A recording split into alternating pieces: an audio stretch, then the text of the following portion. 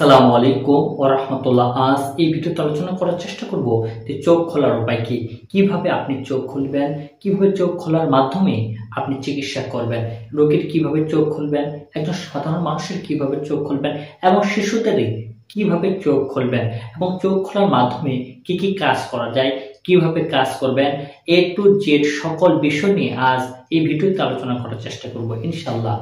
আপনারা দেখছেন জিনপরি ও কালো জাদু নেটিভ ইউটিউব চ্যানেল। আমি সঙ্গে রয়েছি মোহাম্মদ সিকি ফরহাদ রাজা। আজকে অনেকগুলো বিষয় নিয়ে এই ভিডিওতে আলোচনা করার চেষ্টা করব। এক কথায় 5 থেকে 7টি বিষয় যে আসলে চোখ খোলার উপায়গুলো কি কি ভাবে চোখ খোলা যায়। সর্বপ্রথম আলোচনা করব যে রোগীর চোখ খোলার উপায় কি। বিশেষ করে যখন কোনো রোগীর শরীরে জিন হাজির হয় না, কিন্তু জিন ক্ষতি করতেছে, দূর থেকে জিন ক্ষতি করতেছে বা জাদুর প্রভাব রয়েছে, জাদুর প্রভাবের কারণে রোগীর শরীরে কোনো জিন হাজির হচ্ছে না, বা আপনি যত রোকায়া করেন, যত চিকিৎসা করেন, কোনোভাবে রোগী সুস্থ হচ্ছে না, সেটা জাদুর কারণে হতে পারে বা জিনগত সমস্যার কারণেও হতে পারে। তখন আপনি একটা কাজ করবেন, যেটা হচ্ছে যে রোগীর চোখ খুলবেন। চোখ খোলার মাধ্যমে আপনি তার চোখের সামনে আপনি মুয়াক্কেল অথবা জিন হাজির করার মাধ্যমে চিকিৎসা করার চেষ্টা করবেন। আসলে রোগীর সাথে কি কি রয়েছে, ওই রোগীর সাথে কি জিনগত সমস্যা রয়েছে, নাকি জাদুগত সমস্যা রয়েছে, নাকি তার বাড়ির মধ্যে কথায় কি জাদু করা রয়েছে, সকল বিষয়গুলো কিন্তু আপনি মুয়াক্কেল অথবা জিন হাজির করার মাধ্যমে চিকিৎসা করাতে পারবেন ইনশাআল্লাহ। তবে সত্য হচ্ছে আপনাকে অবশ্যই মুয়াক্কেল অথবা মুমিন জিন হাজির করার প্রসেস বা পদ্ধতি জানতে হবে। যদি আপনি মুমিন জিন অথবা মুয়াক্কেল হাজির করতে না জানেন, না পারেন, তাহলে কমেন্ট বক্সে কমেন্ট করতে পারেন। এই নিয়ে পরবর্তী ভিডিও আপলোড করার চেষ্টা করব এবং কিভাবে মুয়াক্কেল হাজির করবেন, কিভাবে মুমিন জিন হাজির করবেন রোগীর চোখের সামনে, বা চোখ খোলার পরে চোখ খোলার পরে কিভাবে হাজির করবেন, এই নিয়ে কিন্তু আমার ভিডিও আছে। সেই ভিডিওগুলো দেখলেও কিন্তু আপনি এই কাজটি সম্পন্ন করতে পারবেন ইনশাআল্লাহ। তো প্রথমে যখন দেখতেছেন কোনোভাবে রোগী সুস্থ হচ্ছে না, রোগী সুস্থ না হলে তখন আপনি কি করবেন, এবং রোগী সুস্থ হচ্ছে না, রোগীর শরীরে কোনো জিন হাজির হচ্ছে না, তখন আপনি কাজ করবেন, রোগীকে পাক পবিত্র অবস্থায় বসাবেন পশ্চিম দিকে মুখ করে। পশ্চিম দিকে মুখ করার পরে প্রথমে অবশ্যই বিসমিল্লাহির রহমানির রহিম বলে দুটি হাত মুষ্টি করাবেন। করার পরে বিসমিল্লাহির রহমানির রহিম বলে আপনি দুটি চোখ বন্ধ করতে বলবেন। বন্ধ করার পরে আপনি যে সর্বপ্রথম যেটা করবেন, দুরূদ ইব্রাহিম একবার আপনি পাঠ করবেন। পাঠ করার পরে রোগীর ডান কাঁধে, এক কথায় ডান কাঁধে একটা ফু দিবেন, তারপর দুরূদ ইব্রাহিম আরেকবার পড়বেন, এবার বাম কাঁধে একটা ফু দিবেন। দূর থেকে ফু দিলেও হয়ে যাবে। হয়ে যাওয়ার পরে সূরা আল ফাতিহা একবার পড়বেন, একবার পরে একটা ফু দিবেন। দেওয়ার পরে সূরা ইয়াসিনের 1 থেকে 5 নং আয়াত আপনি 5 বার পড়বেন, 5টি ফু দিবেন। দেওয়ার পরে রোগীকে জিজ্ঞাসা করবেন যে আসলে কোনো কিছু তার পরিবর্তন আসতেছে কিনা, বা কোনো পরিবর্তন সে উপলব্ধি করতেছে কিনা। যদি উপলব্ধি না করে তখন আপনি জাদু নষ্টের আয়াতগুলো পাঠ করার চেষ্টা করবেন। সূরা ইউনূসের 81 এবং 82 নং আয়াতগুলো পাঠ করার চেষ্টা করবেন। সূরা বাকারা 102 নং আয়াত, এইগুলো কয়েকবার পাঠ করার চেষ্টা করবেন। করার পরে আবার সূরা ইয়াসিনের 1 থেকে 5 নং আয়াত কয়েকবার পাঠ করবেন। করার পর দেখবেন যে সে অনেক কিছু দেখতে পাচ্ছে, অথবা অন্ধকার দেখতে পাচ্ছে, বা কোনো একটা মাঠ দেখতে পাচ্ছে। যদি অন্ধকার দেখতে পারে তাহলে তো আপনি তখন ইয়া নূর ইয়া নূর ইয়া নূর 3 বার পড়বেন, 3টি ফু দিবেন। তারপর দেখবেন সে সবকিছু আলোকিত দেখতে পাচ্ছে। তখন রোগীকে জিজ্ঞাসা করবেন, আচ্ছা দেখো তো তোমার কি কেউ কোনো ক্ষতি করতেছে কিনা, বা কোথাও কোনো ক্ষতি করে রাখছে কিনা, বাড়ির মধ্যে কোনো জাদু করে রাখছে কিনা। যদি এটা জিজ্ঞাসা করতে, এবং আপনি যে মুয়াক্কেল অথবা জিন হাজির করতে চাচ্ছেন তার চোখের সামনে, অবশ্যই কিন্তু এই প্রসেস বা পদ্ধতি আগে থেকে আপনাকে জানতে হবে যে আসলে আপনি হুজুর হাজির করতেছেন, হুজুর, বা আপনি বলে দেবেন সে রোগীকে যে আপনার চোখের সামনে বা একটা মাঠের মধ্যে বা আপনার বাড়ির মধ্যে 5 থেকে 7 জন হুজুর উপস্থিত করতেছি, আপনি সেটা দেখতে পারবেন, বা কি পোশাক পরে আছে সেটা আপনি দেখবেন। এইভাবে রোগীকে কিন্তু বলতে হবে। এইভাবে বলার মাধ্যমে আপনি রোগীর চোখ খোলার মাধ্যমে আপনি রোগীর চিকিৎসা করতে পারবেন। বিশেষ করে যে রোগীদের শরীরে জিন হাজির হয় না বা দূর থেকে ক্ষতি করতেছে, এই সকল বিষয় কিন্তু আপনি চিকিৎসা করতে পারবেন। যদি দূর থেকে কোনো জিন ক্ষতি করে থাকে, তাহলে আপনার যে মুয়াক্কেলগুলো রয়েছে, আপনাদের মুমিন জিনগুলো রয়েছে, তাদেরকে আদেশ করবেন, তাদেরকে অর্ডার করবেন যে সেই জিনগুলোকে ধরে নিয়ে আসো। সেই জিনগুলোকে সে ধরে নিয়ে আসতেছে, সে রোগী কিন্তু দেখতে পাবে। বা তার বাড়ির মধ্যে জাদুগুলো থাকলে আপনি মুয়াক্কেল অথবা জিনকে আদেশ করবেন তাই সেই জাদুগুলো নষ্ট করো, কি কি করতেছেন এভরিথিং রোগী কিন্তু দেখতে পাবে ইনশাআল্লাহ। এটা হচ্ছে প্রথম স্টেপ। দ্বিতীয় স্টেপ হচ্ছে শিশুদের চোখ খোলার উপায়। বিশেষ করে আমরা শিশুদের চোখ খুলে থাকি। তো শিশুদের চোখ খোলার পূর্বে কিছু শর্ত প্রযোজ্য রয়েছে। একবারে ছোট্ট বাচ্চাদের চোখ আপনি কখনো খুলতে যাবেন না বা খোলার চেষ্টা করবেন না। কারণ দেখবেন ছোট্ট বাচ্চাদের যখন আপনি চোখ খুলতে যাবেন, একবার ছোট্ট, দেখবেন তার কিন্তু হেতে ততটা জ্ঞান হয়নি বা সে বোঝে না আসলে যে আপনি যেটা বলবেন সেটাই কিন্তু সে প্রশ্নের উত্তর দিবে বা জবাব দিবে। আপনি যদি বলেন আচ্ছা তুমি একটা মাঠ দেখতে পাচ্ছ, সে অবশ্যই মাঠের কথা বলে। এমন কোনো বাচ্চা আপনি চোখ খোলার চেষ্টা করবেন যেটা বুঝ হয়েছে যে আসলে নিজের ইচ্ছে কোনো কিছু বলবে না, এমন বাচ্চার এক। দ্বিতীয়ত, যে বাচ্চার হার্টের সমস্যা রয়েছে বা কোনো শারীরিক সমস্যা রয়েছে, সে বাচ্চার কখনো আপনি চোখ খুলতে যাবেন না। তো যে বাচ্চারা চোখ খুলতে যাচ্ছেন সেটা এখন যে করবেন, যে বিশেষ করে হচ্ছে 10 বছর উপরে যদি হয় তাহলে আপনি খোলার চেষ্টা করবেন। তো এই বাচ্চাকে পাক পবিত্র অবস্থায় উজু করা অবস্থায় বসাবেন। বসানোর পরে পশ্চিম দিকে মুখ করে বসাবেন। বসানোর পরে প্রথমে সেই একই পদ্ধতি নিয়মে বিসমিল্লাহির রহমানির রহিম বলে 2 হাত মুষ্টি করতে বলবেন, মুষ্টি করবে, দুটি চোখ বন্ধ করতে বলবেন, বন্ধ করবে। ঠিক প্রথমে দুরূদ ইব্রাহিম 2 বার পড়বেন, 2 বার পরে 2 কাঁধে ফু দিবেন।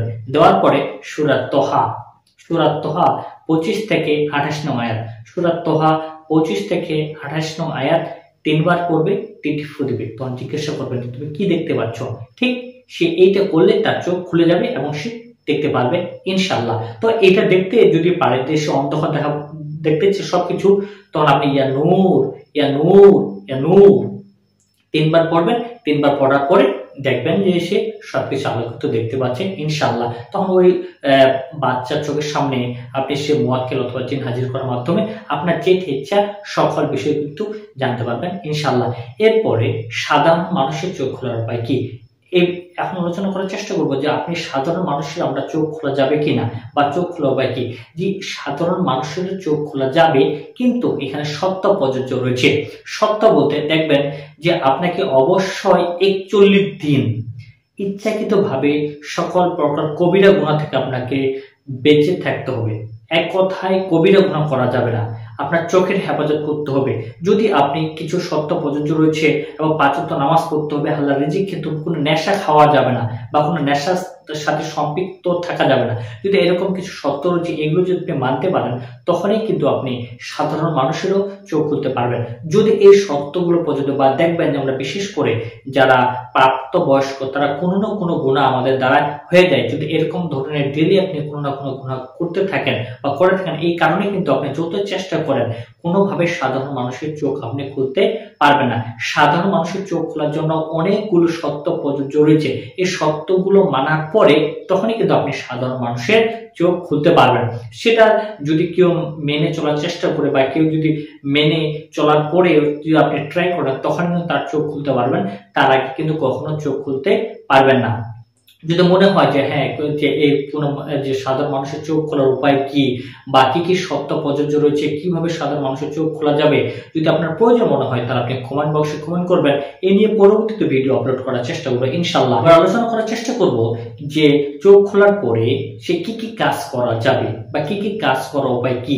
আপনি যদি কোনো রোগীর অথবা কোনো শিশু অথবা সাধারণ মানুষের চোখ খোলার পরে আপনি কি কি কাজ করতে পারবেন, এক কথায় সকল ধরনের কাজ করতে পারবেন। প্রথমত কাজ করতে পারবেন যে আপনি হাজিরা দেখতে পারবেন যে আসলে কি কি সমস্যা হয়েছে। হাজিরা বলতে আপনার সমস্যা নির্ণয় করা। তো সে যার যে রোগীর আপনি হাজিরা দেখতে চাচ্ছেন তার শারীরিক কোনো সমস্যা আছে কিনা, সেটা কি মানসিক সমস্যা নাকি এমনি অসুস্থ, তারপর কি ব্ল্যাক ম্যাজিক করা হয়েছে, জাদু করা হয়েছে, চালান জিনের সমস্যা রয়েছে, আশিক জিনের সমস্যা রয়েছে, নাকি কোনো খবির জিনের সমস্যা রয়েছে, নাকি বদ নজর রয়েছে, সকল বিষয়গুলো কিন্তু আপনি জানতে পারবেন। এক। দ্বিতীয়ত বাড়ির মধ্যে যদি কোনো জাদু করা থাকে বা বাড়ির মধ্যে যদি জিনগত কোনো সমস্যা থেকে থাকে সেই বিষয়গুলো কিন্তু আপনি আইডেন্টিফাই করতে পারবেন। এক কথা চোখ খোলার মাধ্যমে যেভাবে আমরা মুমিন জিন তুলারাশির শরীরে হাজির করে যে তথ্যগুলো সংগ্রহ করে নিই, যেভাবে আমরা কাজ করি ঠিক একইভাবে আপনি চোখ খোলার মাধ্যমে এই কাজগুলো করা নিতে পারবেন ইনশাআল্লাহ। এক কথায় যখন কোনো রোগী অথবা কোনো শিশুর চোখ খোলা অবস্থা আপনি কাজগুলো করবেন, এটা সবচেয়ে বেটার মনে করি আমি। বিশেষ করে রোগীর চোখ খোলার পরে যদি এই আমলগুলো করার পর আপনি প্রয়োগ করেন তাহলে রোগীর বাড়িতে কোথায় জাদু করা হয়েছে, কোথায় জিনের বসবাস রয়েছে, সকল বিষয়গুলো কিন্তু আপনি আইডেন্টিফাই করতে পারবেন। এই সকল বিষয়গুলো আইডেন্টিফাই করার পরে কিন্তু আপনি সঠিকভাবে চিকিৎসা করতে পারবেন। কিন্তু এটা করার পূর্বে অবশ্যই আপনার সাথে মুয়াক্কিল থাকা লাগবে। অবশ্যই আপনার কাছে মুমিন জিন থাকা লাগবে। আপনি যে রোগী অথবা যার চোখ খুলবেন, খোলার পরে যেন তার চোখের সামনে আপনি হাজির করতে পারেন। অনেক সময় দেখা যায় যে মুয়াক্কেল হাজির করার পরে বা মুমিন জিন হাজির করার পরে সে রোগী অথবা যার চোখ খুলেছেন তার চোখের সামনে আসে, কিন্তু সে কথা বলতেছে না বা কথা বলে সে কথা বুঝতেছে না। যদি এরকম ধরনের সমস্যা হয়ে থাকে তখন আপনি জাদু নষ্টের আয়াতগুলো পাঠ করবেন। জাদু নষ্টের আয়াতগুলো পাঠ করেন এবং বারবার জিজ্ঞাসা করবেন, তখন দেখবেন যে সে ক্লিয়ার কথা বলতে পারতেছে। আপনার মুয়াক্কেল অথবা জিন জিন তার চোখের সামনে এসে কি কি কথা বলতেছে সকল বিষয় কিন্তু আপনি জানতে পারবেন। সবচেয়ে স্পেশাল যে একটা বিষয় হচ্ছে যে আপনি জানতে পারবেন কোন রোগীর আসলে কোন ত্রান্তিক কাজ করেছে, কথা থেকে করেছে, ভাষা কথায়, এভরিথিং কিন্তু আপনি দেখাতে পারবেন। এটা দেখানোর একটা বিশেষ আমল রয়েছে যে আসলে আপনাকে বলতে হবে না, বলবেন যে তান্ত্রিক কাজ করেছে কিরকম, ভাষা কথায়, তার বাড়ির মধ্যে কি কি রয়েছে, সে মানুষটা দেখতে কিরকম, কালো না ফর্সা, তার কি দাঁড়িয়ে আছে, বয়স্ক নাকি ইয়াং, সবকিছু বিষয় কিন্তু সে রোগীকে আপনি দেখাতে পারবেন এবং যার চোখ খুলবেন তার সামনে কিন্তু আপনি হাজির করতে পারবেন সে তান্ত্রিককে বা সে কে কে ক্ষতি করেছে। এবং এখানে যখন যদি আবার একটা বিষয় আপনি সতর্কতা অবলম্বন করবেন, কখনো রোগীকে জিজ্ঞাসা করবেন না যে আসলে আপনার কে কি ক্ষতি করেছে। এই দৃশ্যগুলো আপনি দেখতে পাবেন। যখনই আপনি রোগীকে এই প্রশ্নটা করবেন তখনই রোগীর মধ্যে কিন্তু আগে থেকে একটা ডাউট থাকে যে তার প্রতিবেশীর সাথে ঝগড়া হয়েছে, তার ভাইয়ের সাথে ঝগড়া হয়েছে, কারো না কারোর সাথে ঝগড়া হয়েছে। যখনই বলবেন যে তার ছবিটা সামনে আসবে, তার ছবিটা আপনি দেখতে পারবেন, তখনই কিন্তু যার সাথে তার ইন্টি আছে, যার সাথে ওর মানে ঝামেলা রয়েছে, সে মানুষটার ছবি কল্পনা করার কারণ অটোমেটিকলি চলে আসবে। তখন কিন্তু তার সাথে বড় ধরনের ঝামেলা বা বড় ধরনের সমস্যা হতে পারে। এই জন্য কে করেছে আপনি এটা করবেন না। এক কথায় আপনার আত্মীয় করেছে নাকি প্রতিবেশী করেছে এটা কখনো জিজ্ঞাসা করবেন না। এটা বলা থেকে বিরত থাকবেন, কারণ এটা বলা থেকে যদি বিরত না থাকেন তাহলে পরবর্তীতে বড় ধরনের সমস্যা হয়ে যেতে পারে। দ্বিতীয়ত যে বিষয়টা হচ্ছে সে আপনি কবিরাজকে দেখাতে পারেন বা কোনো মুদাব্বিরকে দেখাতে পারেন যে আসলে কে কে কাজগুলো করেছে বা এরপরে একটার পর একটা জাতীয় প্রভাব অথবা চালান যে প্রভাব ছেড়েছে, এই বিষয়গুলো আপনি দেখাতে পারবেন। কিন্তু রোগীর রিলেটিভ কে করেছে এগুলো কেউ বলবেন না বা বলা থেকে বিরত থাকবেন। আপনি নিজে এই আমল করতে পারেন। এই আমল করার পরে আপনি নিজে ফলাফল পাবেন ইনশাআল্লাহ। আপনি যদি সঠিক নিয়মে, সঠিকভাবে, সঠিক পদ্ধতিতে আমি যেভাবে বললাম এভাবে যদি আপনি প্রয়োগ করতে পারেন অবশ্যই ফলাফল পাবেন ইনশাআল্লাহ।